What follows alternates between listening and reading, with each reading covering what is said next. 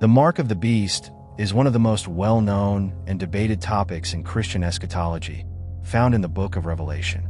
It is a prophetic symbol connected to the end times, warning of a system of allegiance that opposes God. This mark is mentioned explicitly in Revelation 13, and it is closely tied to the antichrist and the false prophet, symbolizing ultimate rebellion against God. The mark of the beast carries spiritual, political, and economic implications in the prophetic narrative of the Bible. 1. The description of the mark of the beast. The mark of the beast is first mentioned in Revelation 13 verses 16 to 18, which describes a future time when individuals will be required to receive a mark on their right hand or forehead. Also, it causes all, both small and great, both rich and poor, both free and slave, to be marked on the right hand or the forehead, so that no one can buy or sell unless he has the mark, that is, the name of the beast or the number of its name. This calls for wisdom. Let the one who is understanding calculate the number of the beast, for it is the number of a man, and his number is 666. Revelation 13 verses 16 to 18, ESV. In this passage, the beast, often interpreted as a global political or religious leader, commonly associated with the Antichrist, imposes this mark as a means of control. The mark signifies loyalty and submission to the beast's authority. Without it, people are excluded from participating in economic activities like buying and selling, meaning they are effectively shut out from society. 2. The number 666. The number 666 is central to understanding the mark of the beast. In the Bible, numbers often carry symbolic meaning. Here, 666 is identified as the number of a man, symbolizing imperfection or incompleteness, since the number 7 is considered the number of completeness and divine perfection. Some theologians argue that 666 represents humanity's attempt to achieve power or divinity apart from God, thereby symbolizing ultimate rebellion. Throughout history, many have speculated about what 666 represents.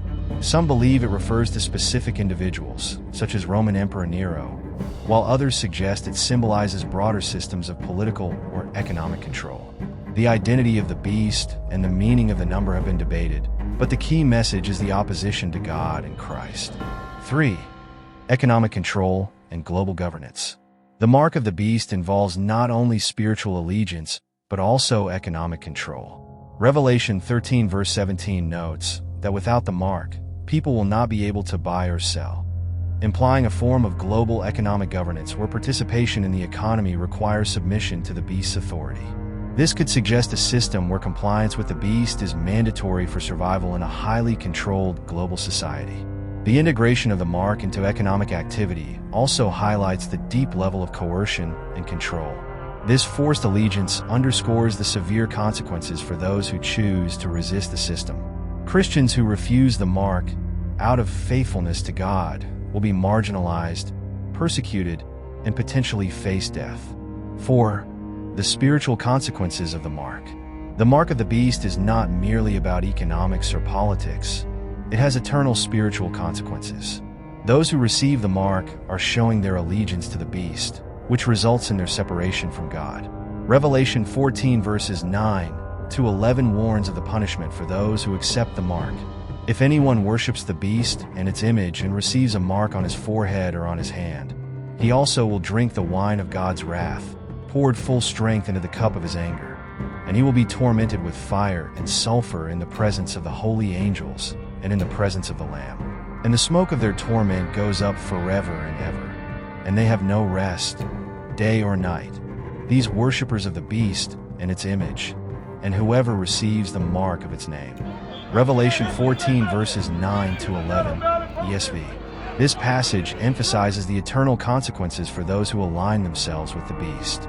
It's not just a physical mark, but a sign of spiritual allegiance, leading to divine judgment. 5. The alternative, loyalty to Christ.